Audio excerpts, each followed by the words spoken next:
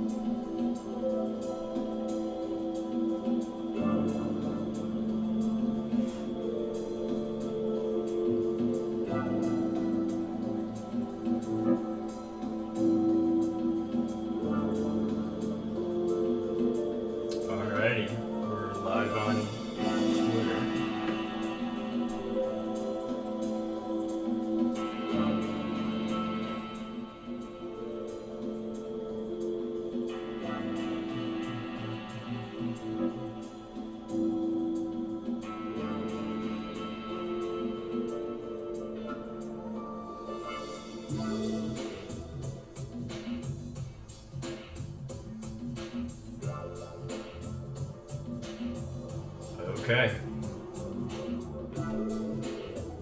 We are going live, just getting started now, so thank you all for joining early.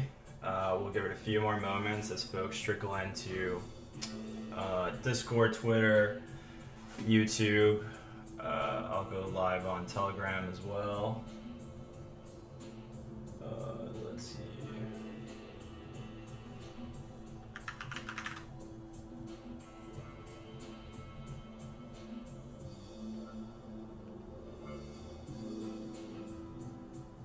Okay.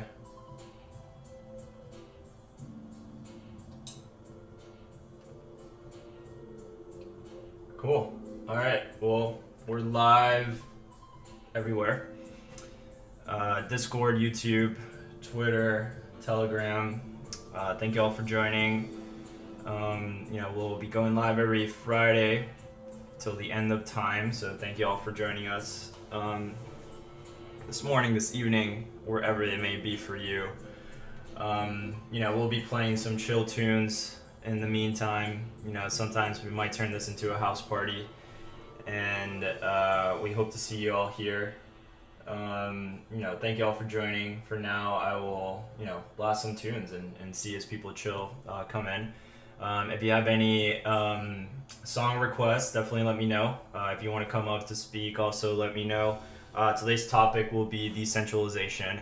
So really excited to talk about this with y'all. This is a very important topic, pressing, especially as we just saw Binance Smart Chain really literally get halted recently. So decentralization is one of those core principles of crypto that we should strive to reach. So we'll dive into that as well as some other topics in this. And yeah, we'll keep this one relatively brief. Try to keep it under 30 minutes, but thank you all for joining, and let's kick it. We have someone that wants to come up. I don't know, why not? All right, Armin, we're putting you up. Better be ready.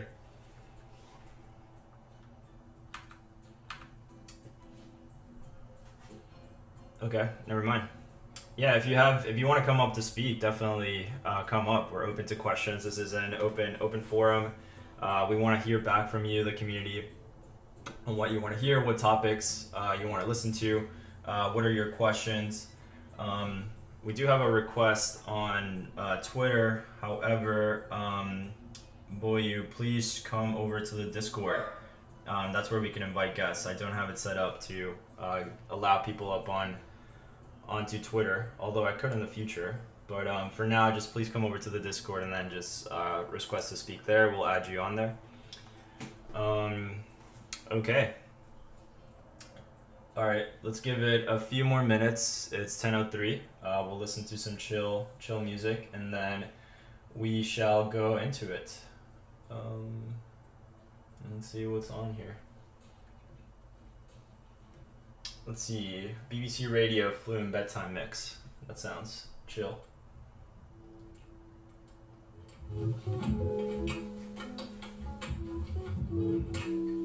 you're watching the YouTube, these people dancing from the 1970s is great.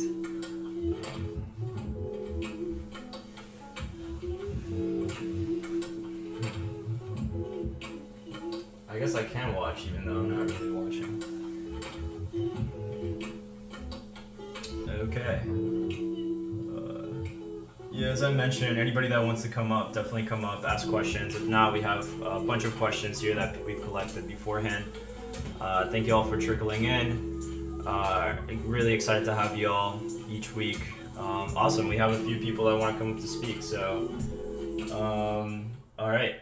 We take song requests, we take questions, you know, we hear your problems out. If you have relationship issues, you know, we can also hear those out. So, all right, inviting people up to speak. Let's do it.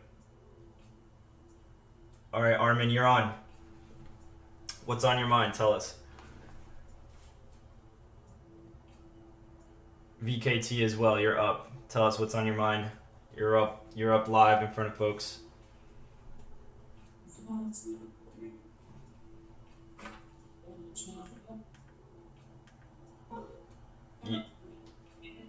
I can hear you a little bit. Let's see.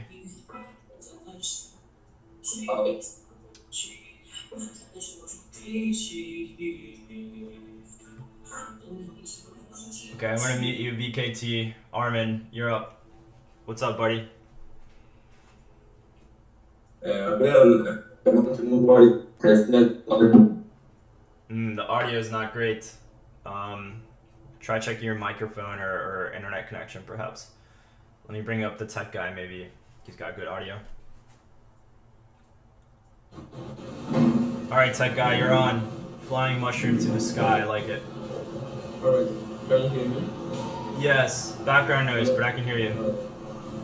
Sounds like. Thank you for this section. I also have a question, a wondering one. The question is, how do they tend to cooperate with what government regulations and centralization? That was a little bit hard to hear. Could you maybe try to repeat it? Put the microphone closer to your. Okay, how do they tend to cooperate with government regulation? Like, how do government regularize centralization? Yeah. Okay. I think what I heard. I'm gonna put you on mute for the background noise, but I think what I heard is how do we aim to compete with decentralization? That's a really good question. So, in my opinion, decentralization is very important. However, it's a trade-off. There comes efficiencies with being more centralized. You can move a lot faster. Amazon, for example, is a very centralized entity, and they can move very quickly to do things like get you shampoo in 20 minutes if you really want to. However, that comes with drawbacks, right? They're a monopoly in a sense for a marketplace. They can maybe eventually price fix. Potentially you want more options. Maybe you don't want that specific shampoo bottle that they're selling you.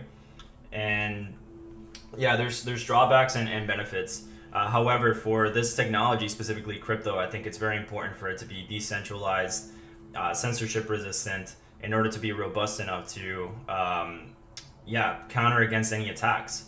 For example, on something like Solana or something like Binance Smart Chain, where chain halts can be done by a small number of people, that could potentially be dangerous, as maybe even state actors might want to censor the entire blockchain or start locking people out of transactions. So, I guess maybe no specific opinion on that, on what outputs it could be, but you can imagine if like an authoritarian government, approached one of these blockchains and then said, hey, you need to censor transactions from these groups of people. That's definitely against the ethos of crypto. There's various ways to achieve decentralization. One is giving power to the community and the token holders. Governance for proposals, governance for parameters on the protocols. These are all ways that can be instituted directly with the technology. Also making sure that you are distributed, broadly, globally, across different diverse groups of people, coming from different backgrounds, from different socio-economic backgrounds, from different countries. So all of this is very important as you're building these decentralized communities. at the end of the day, these things are protocols, standards for sending messages, specifically for something like Liquidswap, which is a decentralized exchange. It's a standard for sending messages peer to peer that allow you to swap one coin for another. We strive to use the best of this technology to make it decentralized. So, for example, immutable ships, making sure that the contracts are not upgradable, which upgradability can sometimes be a detriment to decentralization. Imagine one or a few people having access to upgrade the code and potentially steal the funds that are in that protocol. If given to the right folks, nothing can go wrong. They can upgrade the contract, but if in the wrong hands, or potentially the protocol developers lose the keys, or they get hacked, or they get stolen, or they get kidnapped and forced to give the keys, being centralized, them having access to that protocol and having access to all those funds can be very, very dangerous. So one way that we're competing and decentralizing is by doing these immutable ships. That way the protocol is live, and it cannot be upgraded directly by us, which means we don't have backdoor access to the protocol to upgrade it, or in a catastrophic event, if the keys are stolen, your funds are definitely safe. So that's one architectural choice. For example, Uniswap and many other blue chip protocols on Ethereum are also doing immutable ships, Aave, etc. This is why you need to migrate from V1 to V2 to V3. It is a little bit of a painful process, but I think it's generally a safer architectural choice than doing the upgradable contracts, which could have unintended consequences. If, for example, you upgrade, something goes wrong in the upgrade, and then funds could potentially be locked. And as I mentioned, having the developers with the quote-unquote upgradability or backdoor to the contracts is probably also not the best architectural choice. So as you make these decisions of where to put your funds or coins into, this is not financial advice, but make sure that everything is secure, that it adheres to your own decentralized principles.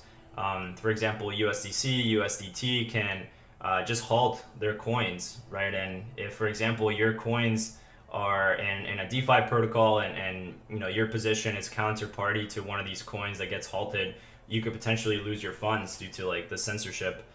So yeah, decentralization is very, very important. I believe it's a competitive advantage, although it could have its drawbacks by not allowing us to move as quickly. But given that the architecture and the ethos is to be decentralized, we should definitely strive for it. But yeah, thank you. That was a really good question, Tech Guy. Awesome. Armin, do you wanna give it a shot? See if we can hear you.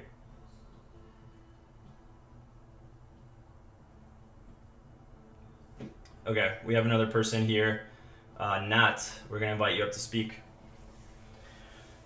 All right, Nat, you're live. Tell us what's on your mind.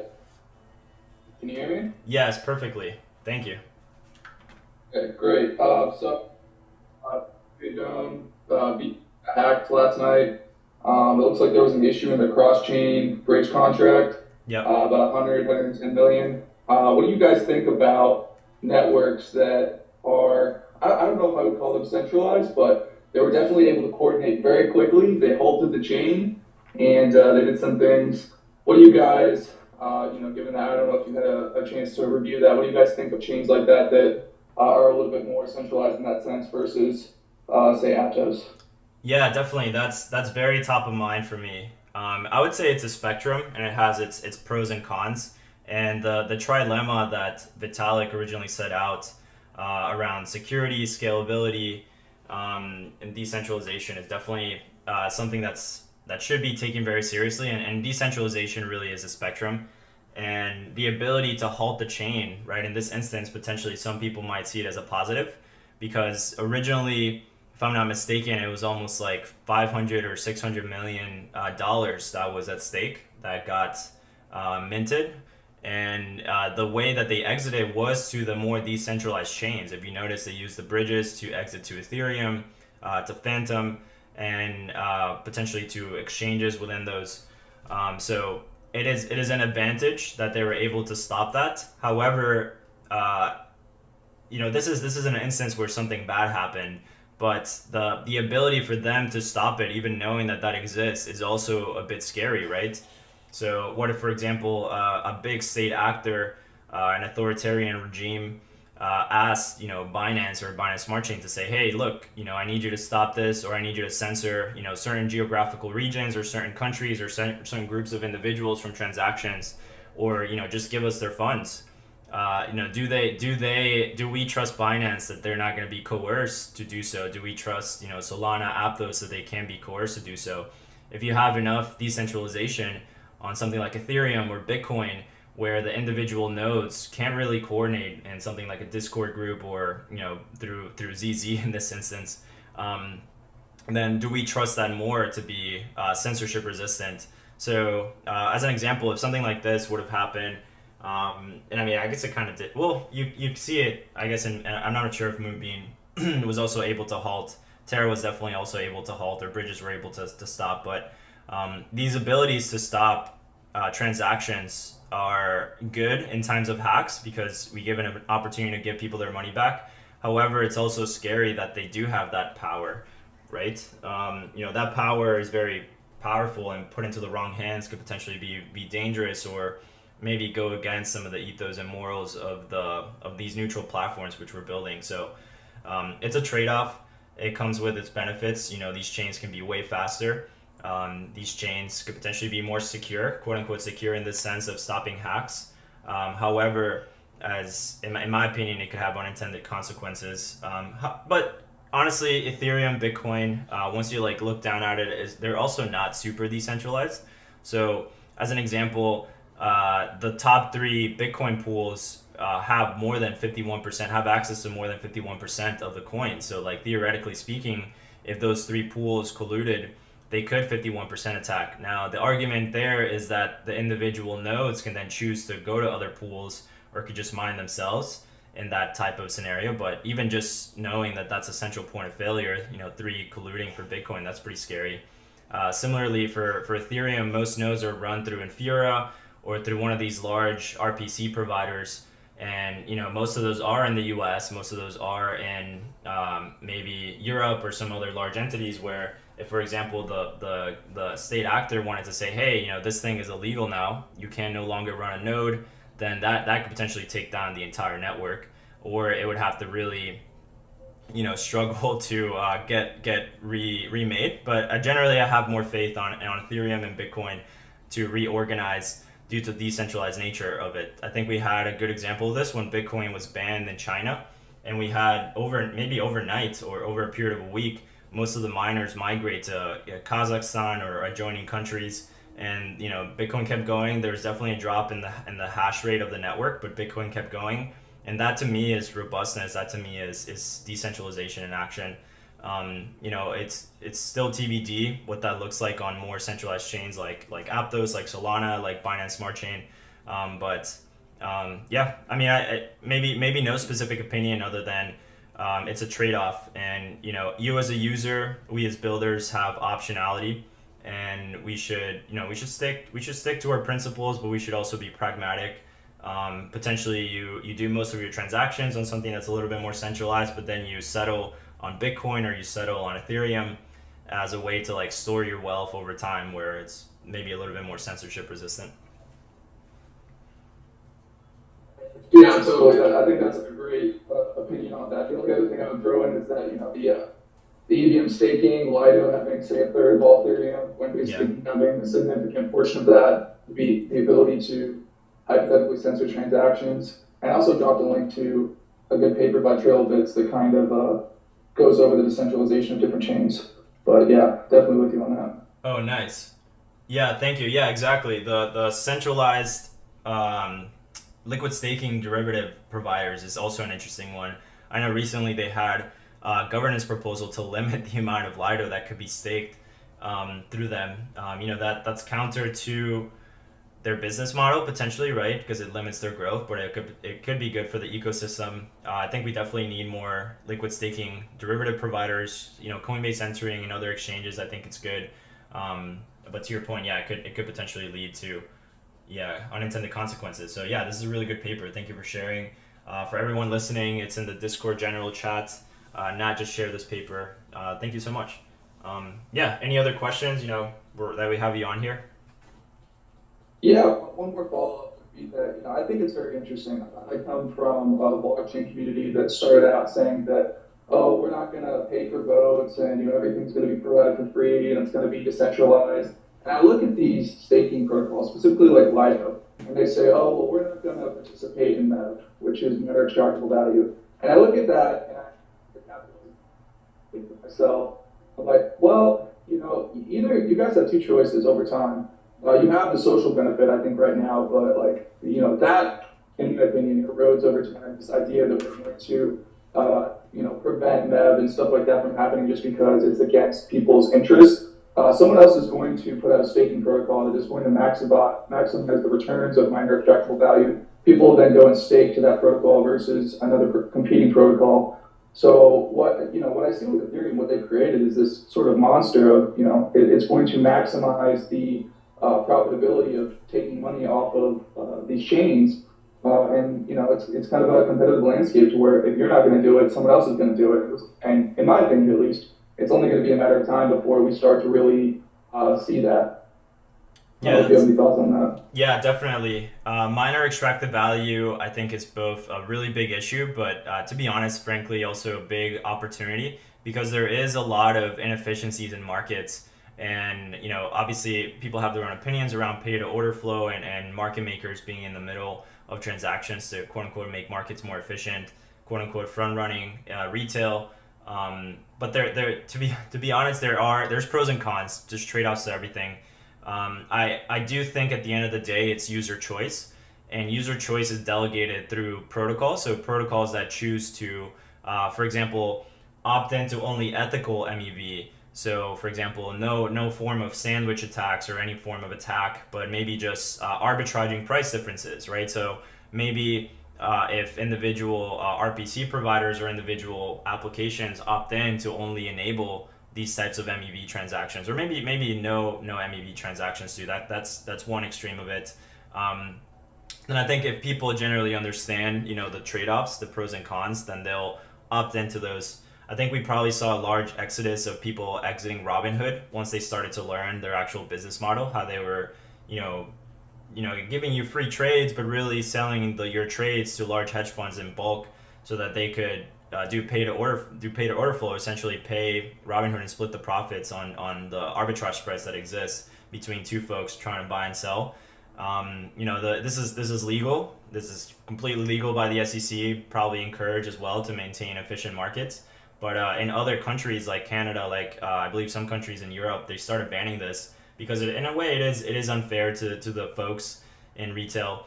This is potentially where technology like crypto, like for example, pooling together assets in an automated market maker is potentially better for the user, right? Because you're just getting the price at that individual point in time.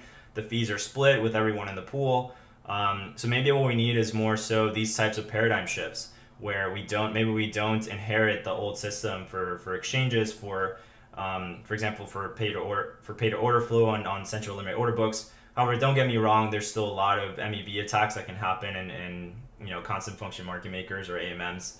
But potentially people can opt into the type, and then through the infrastructure providers, through the applications, we can band together to only enable the ethical ones. But to your point, there will still be a market, as there is a market for dark web stuff. There will always be a market for malicious purposes. However, it's just a matter of people opting in to minimize those and maximize the beneficial ones. And maybe I've seen some interesting models. So for example, they allow some types of MEV, and then they give fee rebates back to users in order to kind of compensate them for enabling that type of MEV. So at least the benefits are given back to the user. So to your point, you're never going to be able to stop something like that in a capitalistic society, or someone else is going to be able to make the profit off of it. But I think users can have opt-in choice. An example of this is like centralized banking or centralized finance through applications like Celsius. Right now, people are probably not going to opt into those. They might see still a lot of risk in decentralized alternatives, smart contract risk, for example. But maybe now they understand, like, hey, I can see everything on the blockchain. Everything is instantly settled. If there's liquidations, it'll happen instantly. and I can earn yield relatively sustainably with with essentially less risk of there being a counterparty that is going to go insolvent or that is not going to pay me back the Bitcoin that I deposited. Like I would trust Aave more than Celsius. Obviously the rates, the risk adjusted rates on Bitcoin on Aave or any of these other lend borrow protocols or yield protocols are way less. But the trade off is there, and I think we pick with our coins, we pick with the products that we use, and I think over time, generally the users, as long as they're well educated, will settle what's best for them and what's best for everybody, in my opinion. Yeah, I think it's a really interesting point. I was going to push back. The Robinhood example is very interesting. I have to go and look at that and see that, because I personally cannot come to a situation where social justice is actually won over profitability in a blockchain setting. The other thing that you said that was interesting was that, this is not specific, this idea that when you make a trade that there's someone taking, a penny or a nickel or a dime off of every trade. Not even, on Robinhood, HFTs have what are called colos, which are co-located servers that are actually sitting, whether you're trading the NASDAQ or the NYSE, people actually pay to have their servers set up next to the main order book matching, and they get into fights because, they'll be mad if they have, a bend in their fiber optic cable because speed travels faster, speed travels at the speed of light, but it travels faster in a straight line. So these people are competing to get the absolute fastest information just so they can sit there in front of other people. And, they go under the guise of, for market making, we need that because that's, what allows us to provide liquidity. But then you look at things like the flash crash that happened to where literally they pulled all the liquidity, the entire market sort of collapsed. So there's kind of this question of whether or not they actually need all of this, whether or not it's beneficial versus, detrimental. Last point, which was about the Celsius thing. I mean, I don't know if it's true or not, but I saw on Twitter someone was showing a court document where it was showing everyone's holdings. So not only do people have to think about the risk of their assets being lost, but potentially doxing at this point, which is kind of crazy. But anyway, I've talked enough. This has been a fascinating conversation. Thank you for having me on. I'll let someone else have an opportunity to speak. Yeah, thank you, Nat, and happy to have you on in the future as well. We're live every Friday if you want to come on. Really interested to talking to the community and folks like yourselves that are really well informed in DeFi and tech, finance. All these are very interesting topics. They're at the top of our mind, right? As we build out these products with you in mind, make sure that folks like yourself are protected from things like MEV. So thank you so much for coming on and hope to have you on again soon. Yep, keep going it. Cool, thank you, Nat. Okay, awesome. If anybody else wants to come up, definitely come up. If not, I'll go through some of the questions that we have. I know we're running at 30 minutes, so we'll keep it relatively brief. And okay, let's go through some of these. We answer some of these. So how many types of decentralization are there? So what I would say, and what we said earlier, is that it's a spectrum, and there's a trade-off. And let me pull it up actually. Vitalik's trifecta. So I'm sure a lot of folks are probably familiar with this, but the trilemma of blockchain, I'll put this here, is essentially there's trade-offs between decentralization, security, scalability. I guess the decentralization here may be on a parameter to measure is censorship resistance. So as we think through what are the most important things for users, security and scalability are definitely top of mind. Security potentially also, I think, is a trade-off with decentralization. The more decentralized, but honestly, it depends on what the use case is, right? Because if you're more centralized, as we learn in this Binance Smart Chain hack, is that you can protect user funds because you can freeze the chain, roll back transactions, give people back their money. However, if that was not a benevolent actor, if CZ isn't a benevolent, emperor, then that could potentially have gone the other way, where maybe they're corruptible and maybe a state actor can say, hey, look, we're gonna, halt the chain, roll back transactions, take everyone's funds and shut this thing down. So it can be good and bad. It's a trade-off. You as a user have choice. I think on Ethereum, pretty soon you'll have security and scalability. We're getting to hundreds, if not thousands, of transactions per second on L2s. There's still a lot of adoption to be made there. There's still a lot of friction in terms of moving back and forth. But you as a user should have choice. I'm personally a big Bitcoin proponent. I think everything should be checkpointed to Bitcoin just for trust. Even proof of stake, I still think it's not fully well tested out. So, just in case it doesn't work out, we should probably checkpoint and settle in Bitcoin rather than Ethereum or other proof of stake chains. But once we get a Lindy effect of proof of stake, then potentially I would feel a lot more confident in it. But 10 plus years of Bitcoin running strong tells me that there's a Lindy effect there, that it's hard to hack, it's hard to censor. Even through the block increase wars, Bitcoin still won out in the most conservative way. So it's interesting to see how that plays out on Ethereum. Even one thing I'll say about Ethereum is that their upgrade cycles and are not very decentralized. This is one benefit actually over decentralization, where potentially on Aptos we could be more decentralized than Ethereum, is that protocol upgrades can happen on chain with token holders voting. So this is something that is not live on Ethereum. It's a small group of people. Vitalik is very influential, but he's definitely maybe not the most influential, as most of his EIPs get rejected.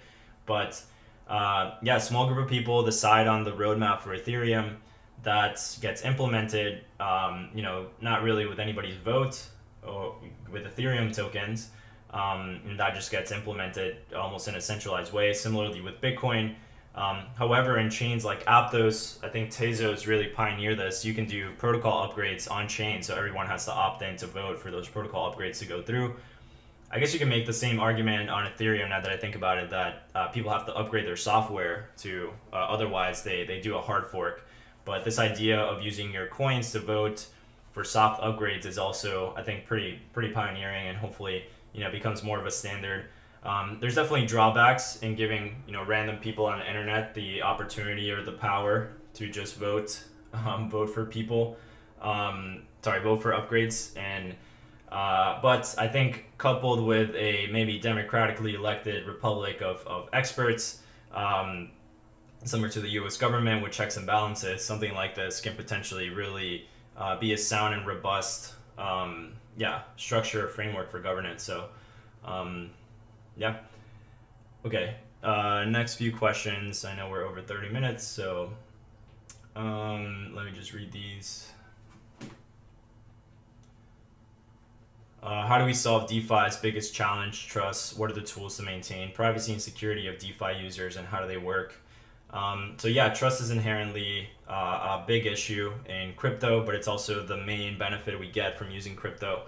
So you have to trust the developers, you have to trust the smart contracts. Going back to what I said earlier, you want to make sure that the code that you're deploying your funds into is immutable, that it can't be changed by developers to later pull the plug or pull the funds and essentially steal them. We do have an emergency stop button in case something goes wrong. However, in the future we might and should potentially get rid of that. But you want to make sure that what you're deploying your funds into, nobody really, that it's a pure neutral protocol that nobody can stop. Just because if that power gets put into the wrong hands, again, hackers, then those funds are at huge risk. So you want to make sure you trust the code, you want to make sure you trust the people, you want to make sure you trust the economy, making sure that it's not hyperinflationary, that the coins that you're collecting and using are going to be sustainably maintaining this economy, because the core of these protocols is often the economy underlying as well that maintain it. What types of tools exist for privacy? I think in the future we'll probably see rollups and zero knowledge individual app chains running on ZK proof side chains. We're starting to see this on Ethereum. I think ZK, the ZK sync or the ZK EVM is coming out soon. So privacy is also a big concern. What I'm interested in is how regulators will regulate privacy, because as we saw with Tornado Cash, they can easily just do a broad brush and make the whole thing sanctioned. So potentially it's some mix of like privacy plus some attestation from the government that you're not sanctioned, that enables us to safely and privately transact with each other. I don't know exactly what that looks like, but we need to, maintain our principles as we build these things to make sure that users are safe and they can trust generally the products that they're using, that they're not going to get, that, your money is safe, it's not going to get locked by a state actor or, even Tether that can just blacklist your funds, even unintendedly locking you out of money. Okay, let's go through some of these.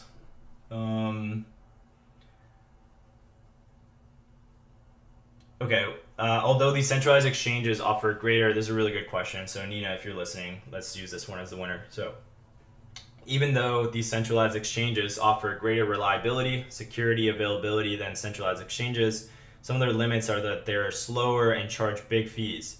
How do we intend to address these issues on exchanges?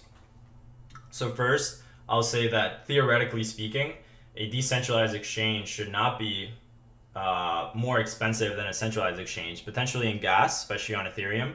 But as we reach scalability, these issues should potentially should get better. The fees, if you actually look at the base fees for most decentralized exchanges, they're way lower than the base fees for centralized exchanges. Centralized exchanges potentially are compensating or giving you free fees. They might be doing pay to order flow, to make money in other ways. So if you are getting lower fees in a centralized exchange, I would really question as to how you're getting that. So potentially you're not paying fees, but you're paying more on the price spread. So then you actually are paying more for that trade than you would have in a decentralized exchange. In terms of speed, this is definitely a good point. Right now, centralized exchanges can scale transaction throughput pretty quickly, and that is something that on Ethereum particularly can be done, but hopefully as we pioneer here in Aptos, thousands, if not hundreds of thousands of transactions per second, we can match the speed of some of these centralized exchanges. The trade-off with speed comes at the big trade-off of trust and transparency. Going back to the previous question, do you really trust the ledger? Do you really trust these centralized exchanges to actually have the coins that they promise you have? There's been several examples, Quadriga top of mind in Canada, that users to exchange coins. So there's no trust factor in a centralized party. So that's one great benefit of that. I am running out of time, so I'm only going to do one more question and then I'll have to wrap it up. Thank you all for joining. We can do this. We should be posting these and actually answering them because these are really good. So we can definitely still address these. So let's see. Okay, this is a good one. Concept of decentralization is certainly synonymous with proof of work because the Bitcoin concept maintains a system, does not have a central authority. After Ethereum switches to proof of stake through the merge, it has shifted to a centralized blockchain concept. I don't know if I fully agree with that, but definitely more centralized potentially, which means it is indirectly controlled by certain authorities. And the question is whether we'll follow Ethereum or stay focused on decentralization. So proof of stake, it could theoretically be more centralized, given that maybe less people have these coins, these Ethereum coins, so therefore they can collaborate and collude than individual people with GPUs mining.